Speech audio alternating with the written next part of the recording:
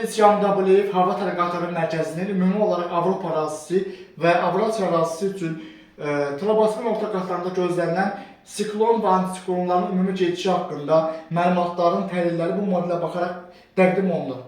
Xüsusilə də 2026-cı ilin aprel ayının sonları və may ayı ərzində Avropa ərazisində, Qərbi Rusiyada, Avrasiya ərazisində, Xəzər ölkələrindəki siklon və antisiklonların gedişi yol göstərir ki, Qafqaz ərazisində hava şəraitinin tez-tez dəyişilməsi gözlənilir. Çünki Rusiyanın qərbində davamlı olaraq troposferin həm aşağı qatlarında, həm də troposferin orta qatlarında atmosfer təzyiqinin bir xeyli azalması fonunda 2026-cı ilin aprel ayının sonlarında və may ayı ərzində hava şəraitinin tez-tez dəyişilməsi gözlənilir. Çünki şimaldan soyuq havanın Rusiyanın qərbindən tez-tez Qafqaz regionuna müdaxiləsi gözlənilir. Eyni zamanda Qara dəniz ərazisindən daşınan rütubətli hava axınları, Aralıq dənizindən daşınan rütubətli hava və Xəzər dənizindən daşınan rütubətli hava da bu soyuq hava kütlələri ilə Qafqaz regionunda bir-birlərini toqquşaraq kifayət qədər intensiv bir proseslərin təşkillanması səbəb olacaq.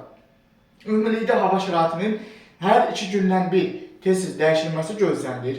Yağıntıların çoxillik göstəricilərinə bir xeyli çox yağması gözlənilir. Bu da həm qonşu Gürcüstan ərazisində, həm də qonşu Türkiyə ərazisindəki yağıntıların da artmasına səbəb olacaq ki, nəticədə Kür çayı ərazisində, Kür çayının yuxarı axınında, Kür çayının aşağı axınında, Araz çayında da sululuqda bir xeyli artım ehtimalı var və 2026-cı ilin may ayı bir qədər riskli görünür.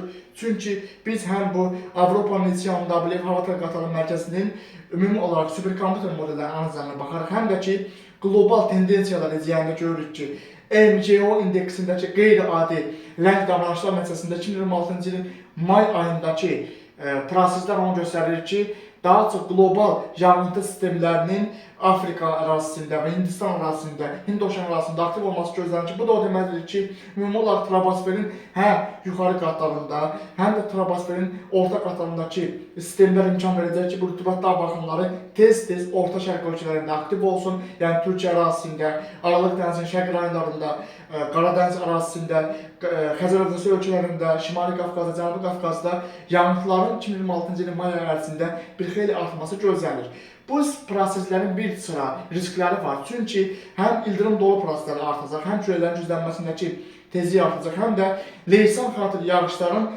tezliyinin artması və intensivliyin artması nəticəsində şirin su ehtiyatının artması mənasında bu proses müsbət amil olsa da sel, daşqın, su basma hadisələrinin yeni artması ehtimalı var. Bu riskləri nəzərə almaq lazımdır. Ümumilikdə Kür çayındakı suyun da 2026-cı ilin may ayında təbii olaraq artması gözlənilir. Lakin bu iki yağıntıların çox yağması ehtimalı var ki, bu da Kür çayındakı daşqın riskini artıra bilər.